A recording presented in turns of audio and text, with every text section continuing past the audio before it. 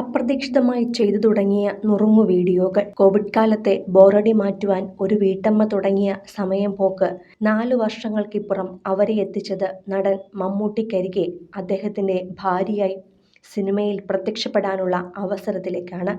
ഒരു സിനിമയിലോ സീരിയലിലോ മുഖം കാണിക്കുവാൻ പെടാപ്പാട് പെടുന്ന അവസരങ്ങൾ ചോദിച്ച് സംവിധായകർക്കും നടന്മാർക്കും പിന്നാലെ ആയിരങ്ങൾ നടക്കുന്ന കാലത്താണ് തിരുവനന്തപുരത്തെ നെടുമങ്ങാടുകാരി സീമയെ തേടി അവസരം വീട്ടിലേക്കെത്തുന്നത്. സർക്കാർ ഉദ്യോഗസ്ഥയും 2 പെൺകുട്ടികളുടെ അമ്മയുമായ സീമ ഇപ്പോൾ വീട്ടിലും നാട്ടിലും തൊഴിലിടത്തുമെല്ലാം താരമാണ്. ഒരൊറ്റ ഫോൺ കോളിലൂടെ സീമയെ തേടിയെത്തിയ അപൂർവ സൗഭാഗ്യത്തിന്റെ കഥയാണ് ഇപ്പോൾ ശ്രദ്ധ നേടുന്നത്.